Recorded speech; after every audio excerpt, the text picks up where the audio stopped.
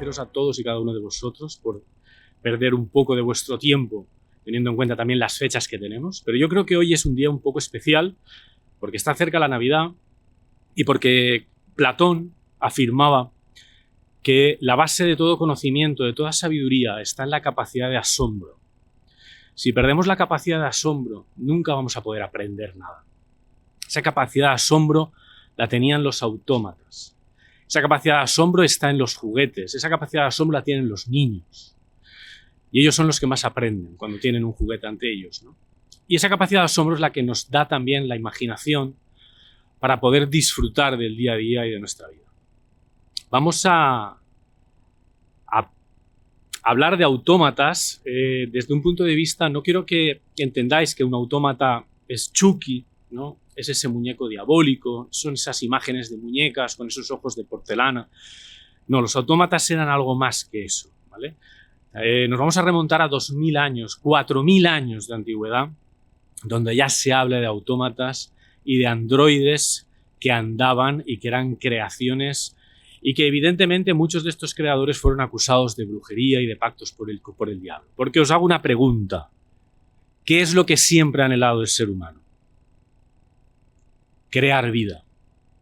Imitar a ser Dios. Para lo bueno y para lo malo. Por un lado, crear vida. Y por otro lado, ser inmortales. Eso es el afán del ser humano. Lo de ser inmortales cada día lo van logrando. Porque desde el punto de vista genético en muchos laboratorios se va alargando la vida cada vez más. Y lo de querer ser Dios, imitar a Dios, ya desde las antiguas civilizaciones se intentó también. Empezamos. ¿Qué es un autómata? ¿Qué lo diferencia de los robots?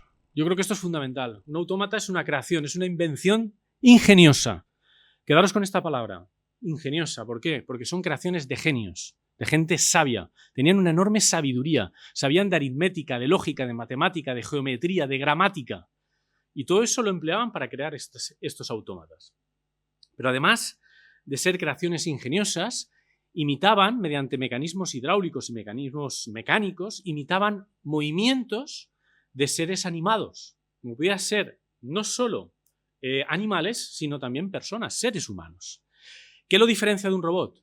En que únicamente se utilizaban levas, engranajes, hilos, cuerdas, fuelles, nada más. No había electrónica, no había electricidad, no había ningún motor externo que los impulsara a moverse.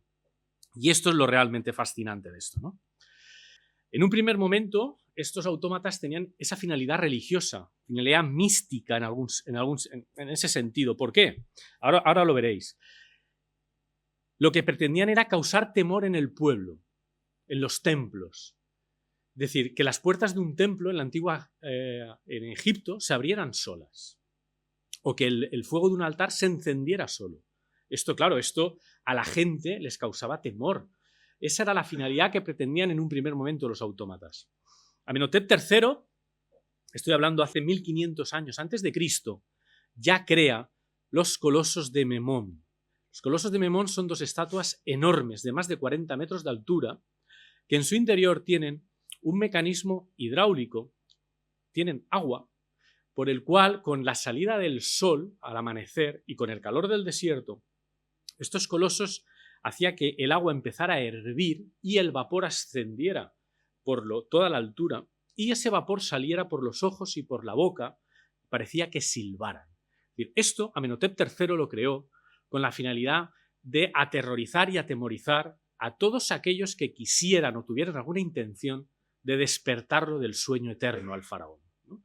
Era una forma de poner, cuidado, aquí estoy yo y de aquí no podéis pasar, ¿no? Estos eran ya autómatas, pero es que 4000 años antes de Cristo, la civilización sumeria, en una tablilla cuneiforme de arcilla, se ha llegado a encontrar que se creó un autómata, una especie de androide que actuaba como sirviente, que ponía los platos en un banquete, que actuaba como un camarero. Estamos hablando 4000 años antes de Cristo. Y así podríamos continuar en la civilización china, donde también 2000 años antes de Cristo, un emperador, el rey Tachuan, se le conoce como el ingenioso, llevó a cabo la creación de un autómata de madera que actuaba también como sirviente, donde pues bailaba, cantaba y entretenía de alguna forma al público, a los súbditos.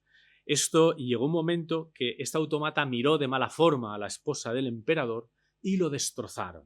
Lamentablemente, muchos de estos autómatas de los que vamos a hablar no han llegado hasta la actualidad por una simple razón, porque eran creaciones de genio, como os he dicho. No se crearon en serie, no se crearon muchos autómatas. Quizás se creara una paloma de Arquitas de Tarento, ahora lo veremos, o en la civilización griega, pero por eso no han llegado hasta la actualidad, porque se han ido perdiendo.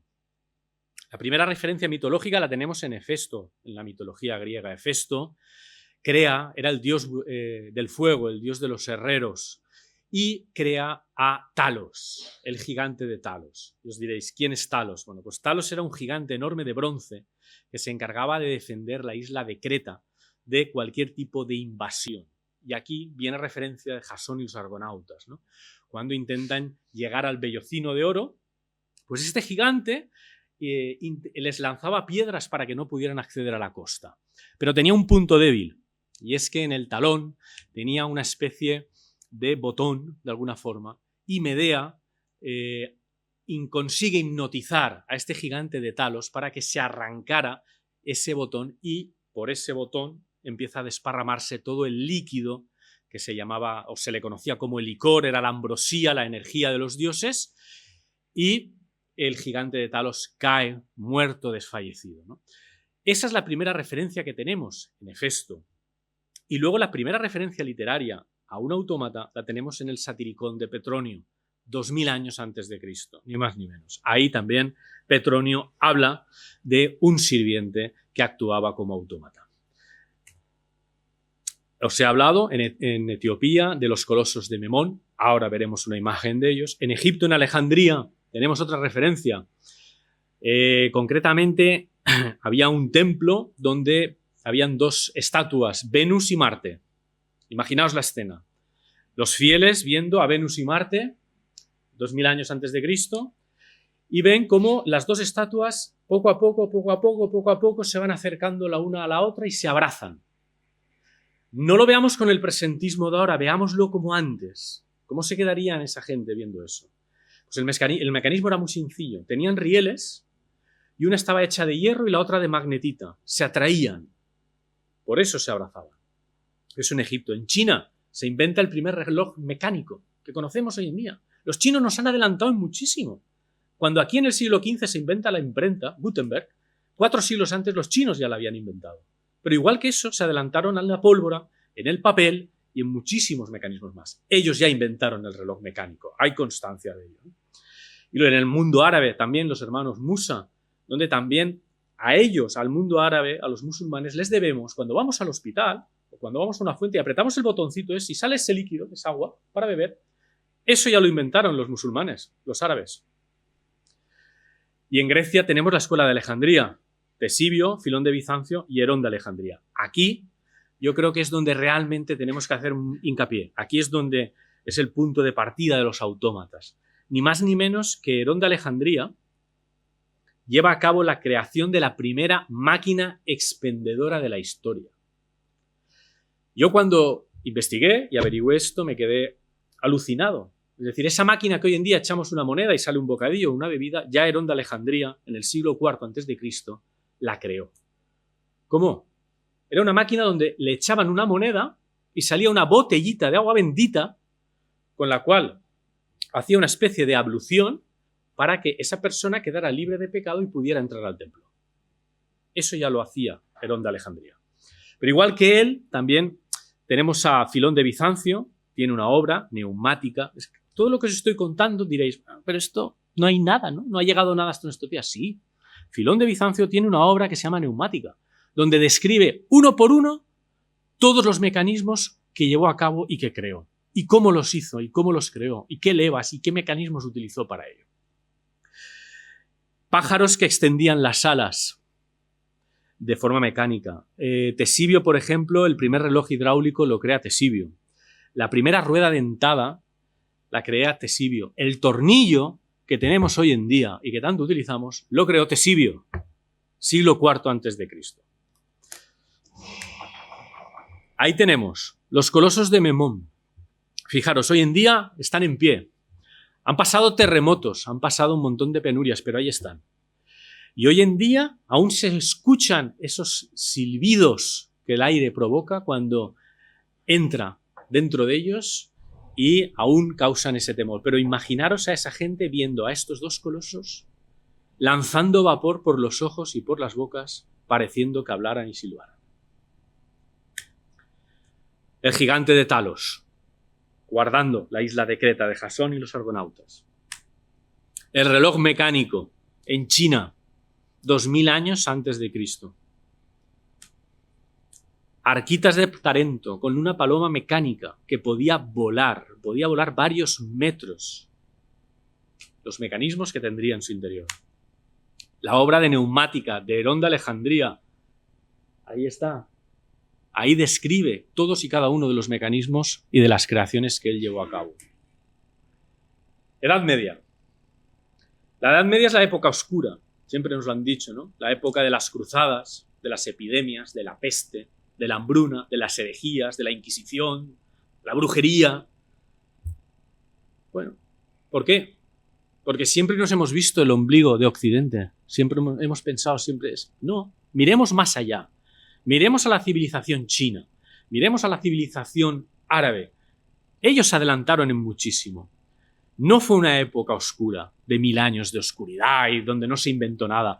Incluso se llegó a decir por parte de algún autor como Giorgio Vasari que fue una época que se podía haber evitado, que no aportó nada a la sociedad, que fue un paréntesis innecesario en la historia de la humanidad. Eso no fue así. Hubieron grandes inventores que ahora veremos.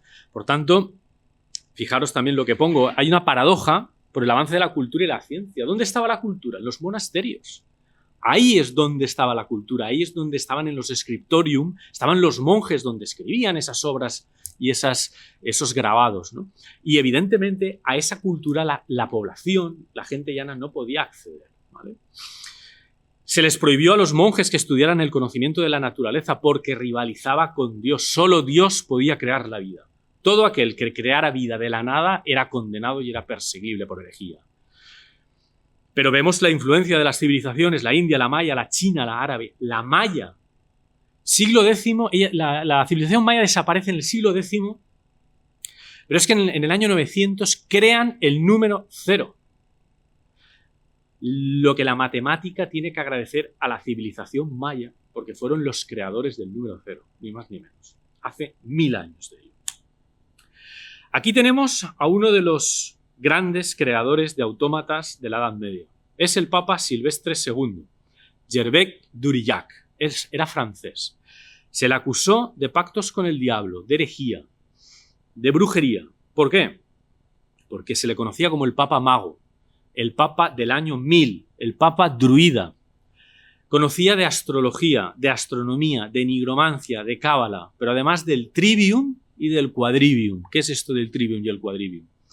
El trivium era el conjunto de tres ciencias, gramática, lógica y retórica, y el quadrivium eran 4 materias, aritmética, geometría, astronomía y música. Ni más ni menos. Gervais d'Aurillac. Silvestre II nace en Auvernia y muere en Roma. Fijaros qué pensaría la gente. ¿Por qué se le conoce como el Papa del año 1000? Porque el 31 de diciembre del año 999 tenía que oficiar la última misa y todos pensaban que ese año se acababa el mundo. Imaginaros a todos esos filigreses ahí sentados esperando el fin del mundo. El fin del mundo no ocurrió, pero sí que ha pasado a la historia. Aquí pongo, pasó por Córdoba, por Toledo, no voy a extenderme en eso, fue arzobispo de Reims, pero por lo que fue conocido fue por el primer creador de una cabeza parlante. Hace 1000 años. ¿Qué es una cabeza parlante? Él creó una cabeza donde se adelantó en varios siglos al sistema binario de Boole. Era una cabeza mediante fuelles que podía decir sí o no. Y le hizo 2 preguntas. Una, ¿voy a ser papa? Y la cabeza respondió, sí.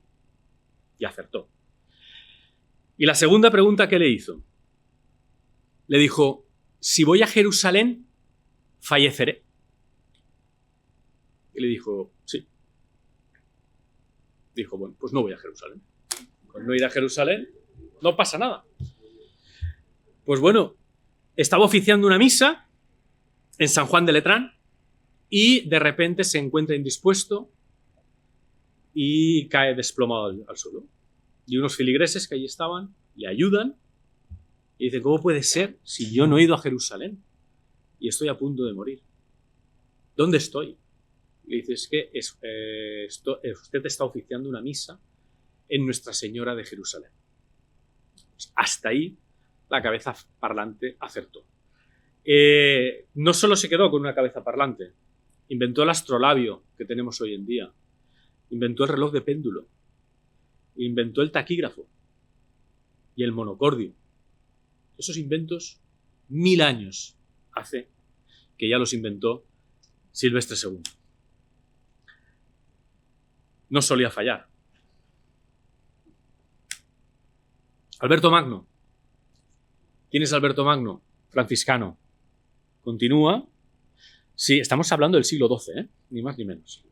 Se le conocía como el doctor mirabilis, doctor universalis, ni más ni menos, de los conocimientos que tenía. Crea en el año 1270, ojo, un autómata de hierro sirviente. Y diréis, ¿qué hacía este autómata? Fijaros, abría la puerta de su celda, daba la mano, hacía inclinaciones, servía la comida, atendía a los invitados. Todo esto de forma autónoma, sin ningún tipo de mecanismo externo. Claro, lo acusaron ¿de qué? De herejía, de brujería, de pactos con el diablo. ¿Cómo puede ser que esta persona puede crear esto? Santo Tomás de Aquino era discípulo de él. Y cuando vio eso, no se le ocurrió otra cosa de decir, tengo que defender a mi maestro. Y empezó a destruir a golpes al autómata de Alberto Magno. Evidentemente, no llegó hasta nuestros días como muchos más autómatas que no han llegado a nuestros días.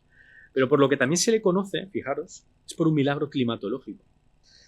Él invita al rey a un banquete al monasterio.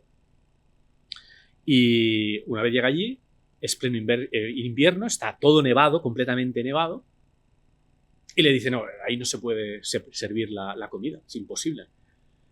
Y entonces se esperan en el refectorio y dice, bueno, esperaros un momento que el tiempo amainará. En ese momento la nieve empieza a desaparecer. Esto no es ninguna invención. Hay crónicas, en el libro están, ¿eh? Hay crónicas de la época que así lo atestiguan. La nieve empieza a desaparecer y empieza a crecer una hierba verde. Empieza a florecer los árboles y empiezan a cantar los pájaros. Empezó a haber tanto calor que parecía que estaban en plena primavera. Y la gente se quitaba incluso sus hábitos para comer. Una vez terminó esa comida, automáticamente volvieron al interior del monasterio y otra vez nuevamente empezó a nevar y empezó a estar todo como estaba. Esto se le atribuye a Alberto Magno. Aquí lo tenemos. Y entramos en el Baphomet. ¿Quién no ha oído al Baphomet? ¿No? Templarios. Persecución por la Iglesia. Herejía. Brujería. Pues fijaros que Baphomet viene de Bafé, del griego bautismo, y Demetrios, del griego iniciación. Es decir, no era más que un bautismo de iniciación para entrar en la Orden del Temple. Hay una obra que es de Michael Lamy, ahí lo pongo, la otra historia de los templarios, que los acusan de idolatría, de sodomía y de adoración al diablo. Fijaros que en esta obra de Michael Lamy se recoge lo que fue el proceso inquisitorial de los templarios. Y hay muchas incongruencias. Unos dicen que era una cabeza barbuda, otros dicen que la besaban, otros la llamaban el Salvador, otros decían que tenía 3 caras, otros que solo tenía una. Unos decían que tenía busto de mujer, otros que era un gato, unos decían que habían 12, otros decían que habían más, unos se tumbaban delante de ella, rezaban.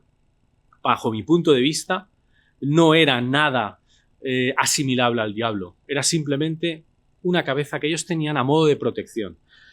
Se han encontrado incluso un descubrimiento arqueológico donde se encontró una cabeza de estas Baphomet que ponía Caput 58M.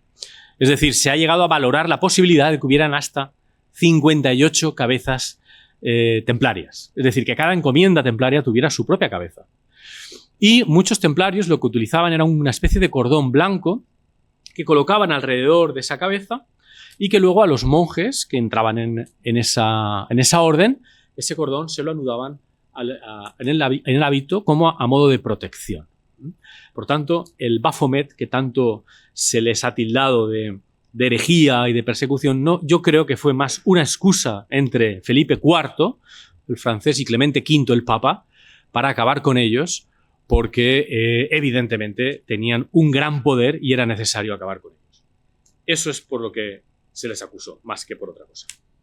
Ahí tenemos el Baphomet, con las tres caras, una de las representaciones del Baphomet, y entramos en Al-Jazari. El Jazari es, dentro de la época musulmana, estamos hablando también siglo XII, tiene un libro que es el libro de conocimiento de los ingeniosos dispositivos mecánicos, por tanto, algo real, existe, está documentado. Creó relojes, máquinas de juegos, mecanismos hidráulicos, y tiene dos autómatas espectaculares, bueno, tres. El reloj del elefante, a medida es un elefante que tira agua por la trompa, a medida que sube una especie de bola, y es un reloj.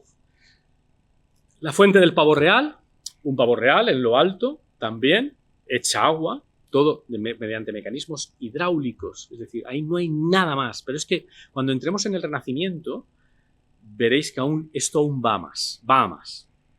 Y luego tenemos el bebé de cuna o el lavabo automático. Bueno, el bebé de cuna, que tanto le gustaría a Rafael Solaz tener ese bebé de cuna, era un bebé recostado en una cuna que tenía una mano pegada a la espalda y que se movía hacia adelante y hacia atrás, hacia adelante y hacia atrás. Eso ya lo creó Al-Jazari en el siglo XII, ni más ni menos.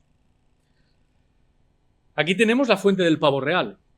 Fijaros, coge el agua, sube por un mecanismo arriba, el agua, y todo es como un circuito. Es todo un circuito que va dando vueltas. Y entramos en el Renacimiento. Leonardo da Vinci. Como no, hay que ponerse de pie ante Leonardo da Vinci, ¿no? Leonardo da Vinci tiene dos autómatas por los cuales es más conocido. El león mecánico, ahí lo tenemos, año 1515. Ni más ni menos, es una celebración para Francisco I.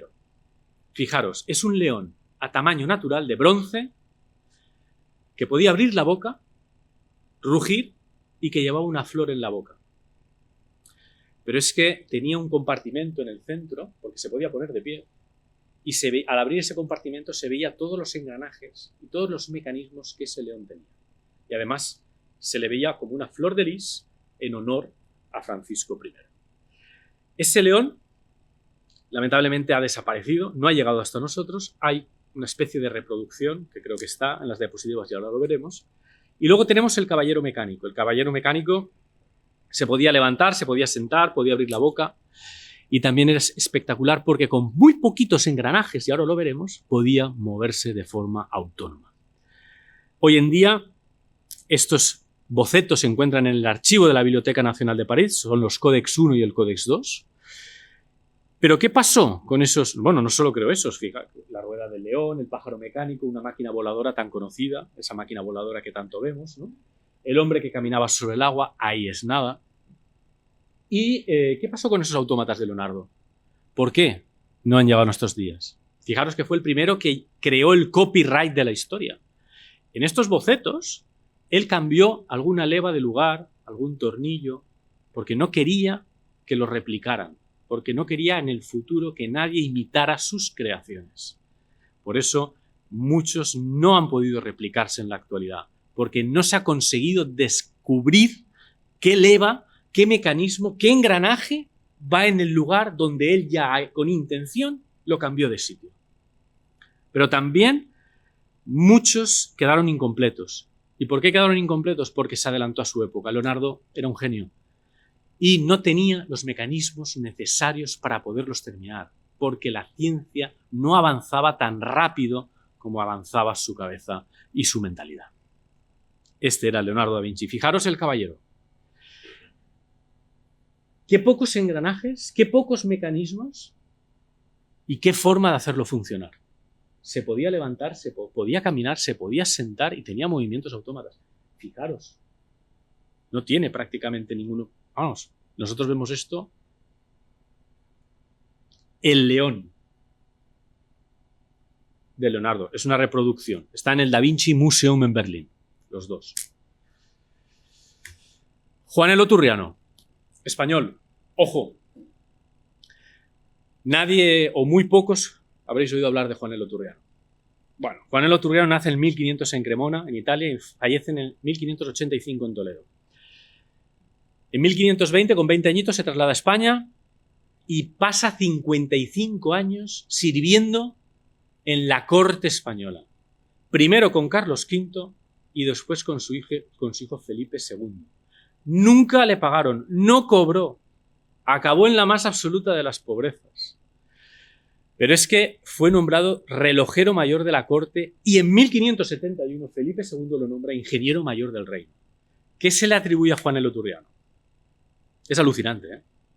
El puente de Alcántara lo diseñó Juanelo Turriano. Una noria en el río Tajo, en Toledo, para abastecer de agua potable a la ciudad, ni más ni menos. Hizo una rueda, una noria, para ascender más de 200 metros el agua del río hasta el Alcázar de Toledo y poder abastecer de agua potable a toda la población. Eso lo hizo Juanelo Turriano hace 500 años. Creó una esfera armilar gigante para Carlos V, que hoy en día ha desaparecido. Si habéis estado en Toledo, la plaza Zocodover, que es una de la plaza más conocida, donde para el trenecito y todo esto, el diseño de la fuente es de Juanelo Turriano. Incluso diseñó las campanas del monasterio del Escorial hoy en día. ¿Pero por qué se le conoce a Juanelo Turriano?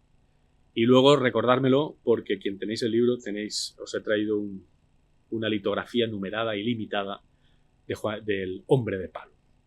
Se le conoce a Juanelo por el hombre de palo. Juanelo vivía detrás de la catedral, en la catedral que se conoce hoy en día como la calle del hombre de palo, en su honor. Pues fijaros, este hombre de palo medía unos 2 metros, caminaba, levantaba los brazos, para que os hagáis una idea, llevaba una cajita aquí, en medio, y cuando alguien le ponía limosna al hombre de palo, el hombre de palo levantaba la cajita por encima de la cabeza, se la colocaba así y hacía una inclinación hacia adelante. Y volvía otra vez a su posición natural y volvía a bajar. Y caminaba y andaba, era un autómata. Y no tenía ni electricidad ni electrónica. Bueno, como acabó en la más absoluta de las miserias, Juanelo Turriano, se dice que incluso iba desde la casa de Juanelo Turriano hasta el arzobispado de Toledo para pedir un plato de sopa, ni más ni menos, ¿no? Y le daban ese plato de sopa y se lo traía a su creador. Hoy en día no ha llegado hasta nuestros días. Si vais a Toledo, en la calle del hombre de palo, hay una reproducción a escala natural del hombre de palo. No ha llegado hasta nuestros días, pero se dice que existe y que está en el Museo Metropolitano de Nueva York. El que existe es el auténtico hombre de palo de Juanelo Turriano. Aquí os cuento lo que os he dicho. Este era Juanelo Turriano. Este es el mecanismo que él ideó para ascender 200 metros, ni más ni menos, el agua desde el Tajo hasta el Alcázar. Esto estamos hablando de hace 500 años. El hombre de palo. Y este es el que está en el Museo Metropolitano de Nueva York. Fijaros que tiene las sandalias de monje, se decía que era un monje. Estaba recubierto con su hábito, el hábito ha desaparecido. Las manos, por el tiempo, han tendido a encogerse, pero ahí se supone que lleva su caja y se dice, fijaros los engranajes, que este era el hombre de palo que Juanelo creó en aquel momento. La calle del hombre de palo. Dice, por esta calle paseaba el autómata de madera construido por el relojero de Carlos V, Juanelo Turriano, ante el asombro y la perplejidad de la muchedumbre. Fijaros, Carlos V en Juste, junto a Juanelo Turriano. No sé si lo apreciáis muy bien, pero aquí este es Juanelo Turriano, este es Carlos V, está enseñando un autómata, y Carlos los clérigos, cuchicheando. ¿Por qué? Porque fue acusado de herejía y de brujería. La Inquisición se le echó encima. Era imposible, no podía crearse vida. Aquí lo veis mejor. Como diciendo, ¿cómo puede ser? Con las manos cruzadas, como diciendo, por Dios, ¿no? John Dee. Hay que hacer referencia a John Dee. John Dee nace en 1527 en Londres, justamente la misma fecha que nace Felipe II. Felipe II fue uno de los reyes que más obsesionado estuvo con las reliquias, en el Escorial, con la recopilación de lo esotérico, con la... Qué casualidad que naciera la misma fecha que John Dee, donde podemos decir que también se obsesionó mucho por todo lo sobrenatural, ¿no? Fallece en el año 1608. Consejero de la reina Isabel I y de Rodolfo II de Praga. Fijaros, científico, astrónomo, navegante, astrólogo, geógrafo, hermetista, cabalista, alquimista, espiritista, incluso espía. Fue la primera persona que crea y descubre los meridianos que tenemos en la actualidad. ¿Pero por qué espía? Bueno, esto es muy curioso. John Dee, Isabel, la reina, Isabel I de Inglaterra, le dice que averigüe por Europa, en las diferentes cortes, qué es lo que se está cociendo, qué es lo que está pasando, qué es lo que se pretende, qué guerras se están... Y él le escribía misivas a la reina y firmaba como 007. ¿De qué os suena? 00 son los ojos de la reina. 7 es número cabalístico, número alquimista, número mágico. Pero firmaba 007. Es el primero que combina la ciencia utilitarista, esto es muy importante, con investigaciones paranormales. Es decir, voy a crear ya autómatas, pero además les voy a dotar un poquitín de algo fantasioso, de algo de magia, algo... Firmaba sus misivas, como os digo, con 007. Y fijaros que con 20 años crea un escarabajo volador en Cambridge. Él estaba en la Universidad de Cambridge. Era dificilísimo entrar en la universidad. Y no se le ocurre otra cosa que crear un escarabajo. Y lo suelta cuando están representando una obra de Shakespeare. Entonces, claro, ese escarabajo empieza a volar por todo el teatro y lo echan de la universidad. Pero ya tenía esa imaginación, esa inventiva, y fue acusado, evidentemente, de brujería y de nigromancia. Se hace amigo de Edward Kelly cuando conoce a Rodolfo II. Rodolfo II también, emperador austrohúngaro, es muy aficionado por las artes mágicas. Y entonces le dice, traslada la corte a Praga y John Dee se va con él. Y allí conoce a Edward Kelly. Edward Kelly es el que lo induce, podríamos decir de alguna forma, en todo lo sobrenatural. Y es su perdición, porque Edward Kelly lo que hacía era engañar a la gente de alguna forma, ¿no? Pues bueno, John Dee crea un espejo de obsidiana. Hoy en día se dice que en el British Museum en Londres está el espejo de obsidiana real, auténtico, que John Dee creó. Ese espejo de obsidiana lo utilizaba para comunicarse con los muertos, con los difuntos. Y decía, él se metía en un cuarto, a oscuras, y hacía una serie de plegares, una serie de oraciones, y le comunicaban diferentes cosas, ¿no? Y bueno, como Rodolfo II se dio cuenta de que lo que pretendía Edward Kelly era engañar a la gente más que otra cosa, lo encierran, lo encarcelan. Y a John Dee, porque tenía más amistad, le dice, no, tú vete, no vuelvas por aquí y vuélvete a Inglaterra. Vuelve a Inglaterra y fallecerá en Inglaterra en el año 1608.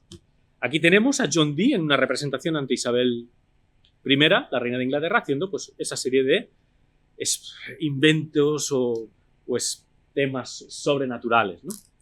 El escarabajo mecánico en Cambridge, siglo XVI. Lo del espejo de obsidiana que os he comentado, conoce a John Dee, ¿vale? Lo expulsan de Praga. Este es John Dee con Edward Kelly en un grabado, donde pues ya empiezan a realizar toda esa serie de rituales cabalísticos y sobrenaturales, ¿no? John Dee daría para un libro entero. Y vamos a hablar del Golem de Praga. Yo creo que el Golem de Praga es necesario hablar de él. Lo crea el rabino Judá Loé ben Bezalel, el marajal de Praga. Esto es algo real. Yo creo que es una leyenda viva. Siempre se dice, no, el Golem de Praga, no.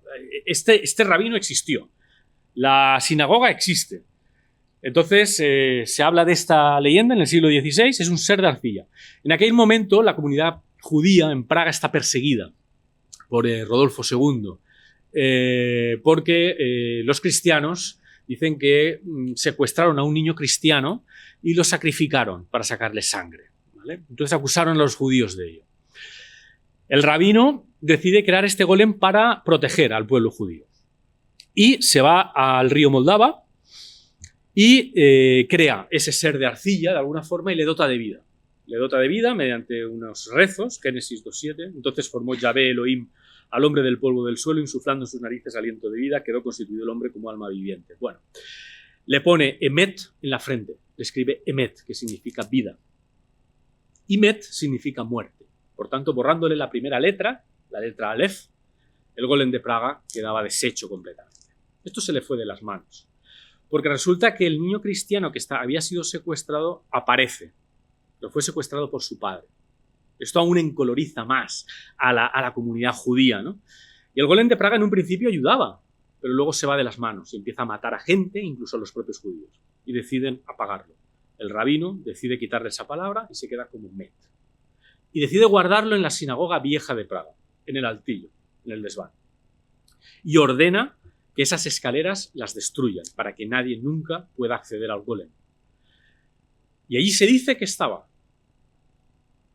En el año 1987, un criptozoólogo británico decide acudir allí, investigar y ver si realmente existe.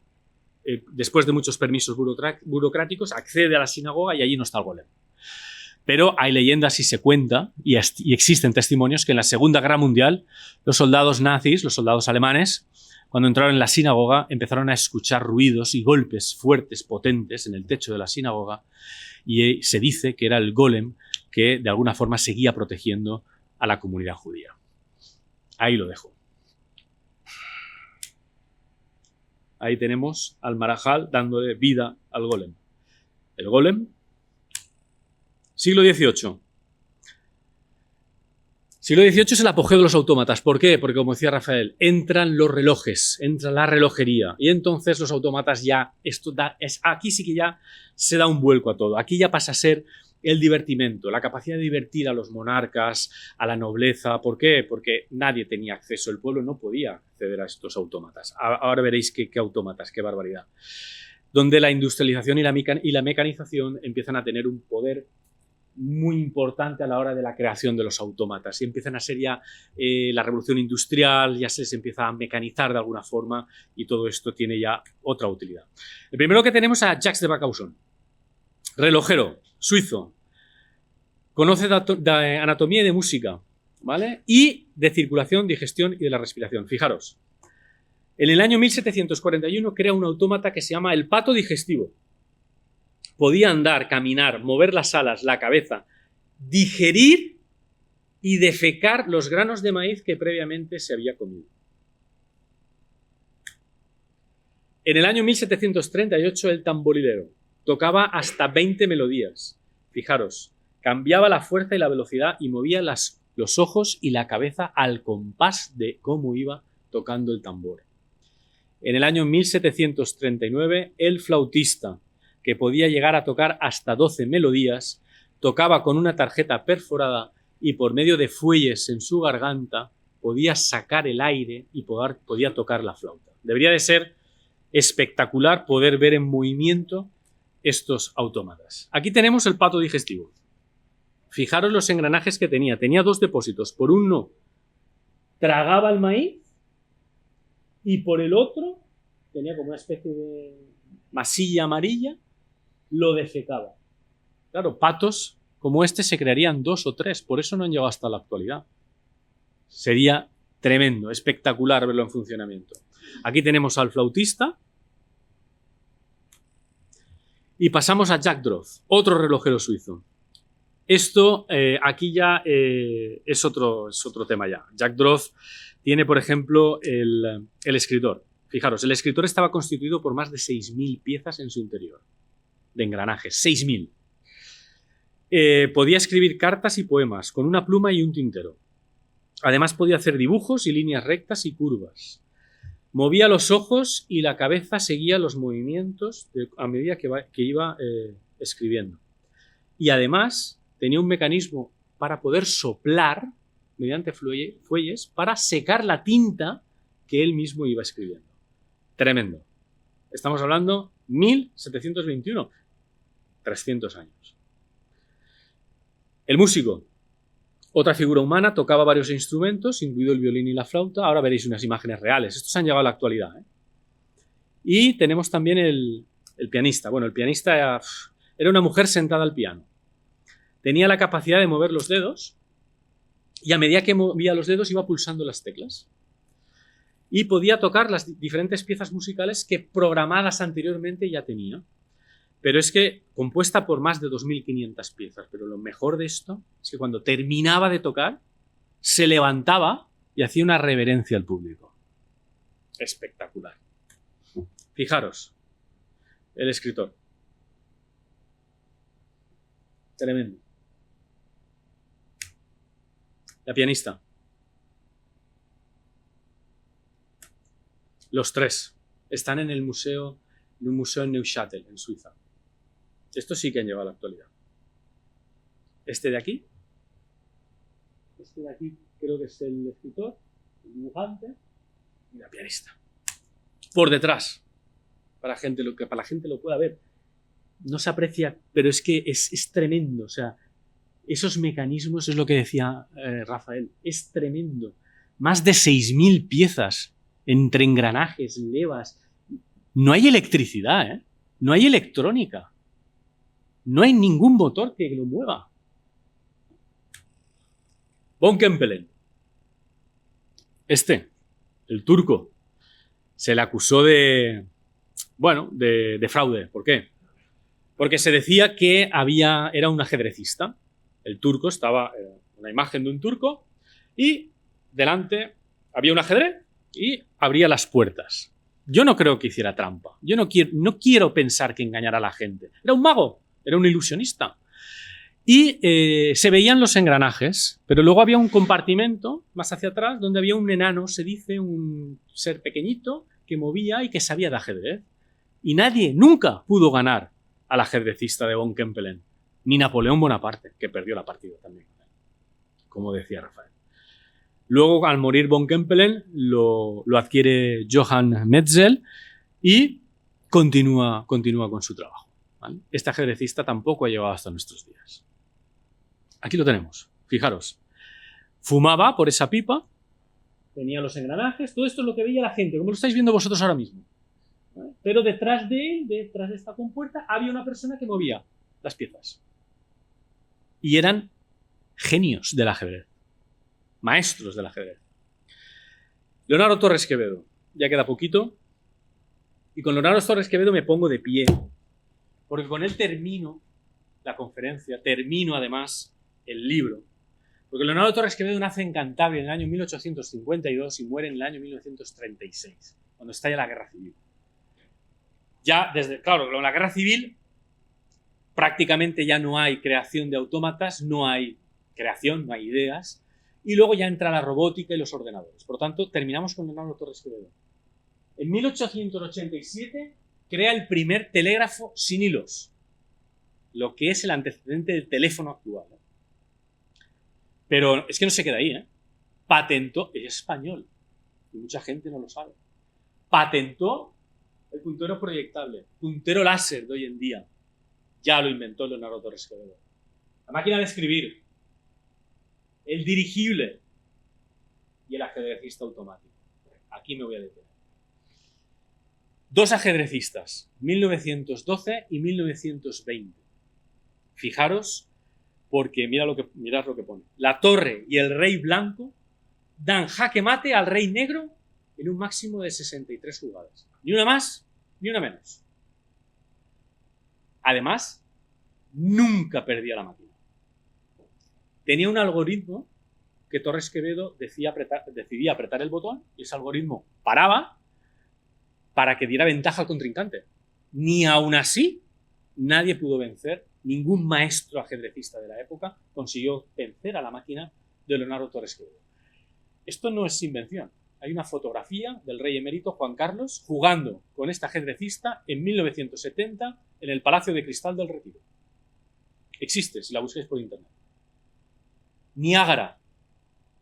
Las cataratas del Niágara, el teleférico que la cruza, es invención de Leonardo Torres Quevedo. Ahí hay una placa en honor a Leonardo Torres Quevedo porque desde 1908 lleva a cabo la creación de ese teleférico en Bilbao. Desde entonces no ha habido ningún accidente. Jamás. En 1933 se le da la Gran Cruz de la Orden de Alfonso X, que es la más alta distinción a personalidades de la ciencia y de la cultura. Este es Leonardo Torres Quevedo. Aquí lo tenemos.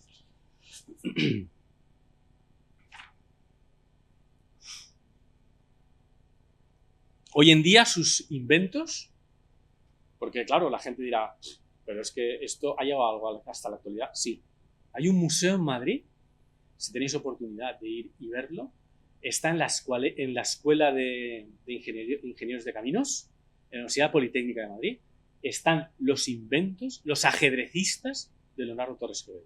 Pero es que cuando daba jaque mate, la máquina decía, empezaba a sonar y hacía jaque mate.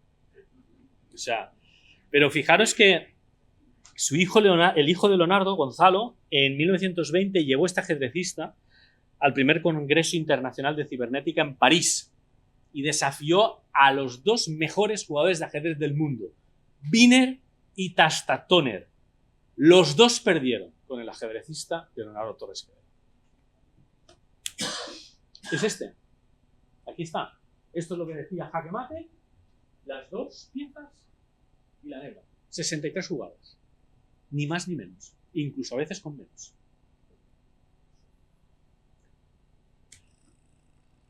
Antes de terminar, y he ido lo más rápido posible para no aburriros, Baba Ganga es una profetisa, sí, que dice que en el año 2111 todos los seres humanos seremos robots o autómatas.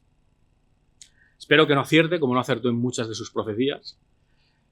Pero lo que está claro es que hoy en día la robótica y la electrónica nos han ayudado a avanzar. Eso es innegable, ¿no? Pero hay que saber utilizarla bien. Porque mal utilizada tiene muchísimo peligro. Hoy en día la inteligencia artificial ya está empezando a hacer estragos, no solo en temas de la escritura. Hoy en día la inteligencia artificial te escribe una novela, sino incluso en escultores, en pintores, en todas las artes, en aquello que tiene algo de arte, la inteligencia artificial lo está sustituyendo. Bueno, lo que estoy seguro es que ningún autómata y ningún robot jamás van a poder replicar la capacidad de agradecimiento, la capacidad de querer, la capacidad de amarnos, la capacidad de sentir, la capacidad de ilusionarnos.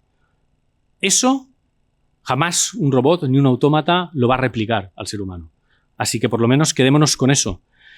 Y quedémonos con que existieron estos genios creadores que han pasado de puntillas por la historia, pero como Leonardo Torres Quevedo, que muchos se han olvidado de él, pero que ahí lo tenemos. Así que muchísimas gracias a todos por haber venido. Espero que hayáis disfrutado de la charla. Os he hecho un resumen muy rápido de lo que es el libro. El libro es mucho más amplio, se dan muchos más datos, pero que la verdad es, espero que lo disfrutéis y desearos a todos feliz Navidad. Y lo dicho, que nunca, jamás, ningún robot y ningún autómata nos quite esa capacidad de ilusionarnos. Muchísimas gracias a todos, ¿eh?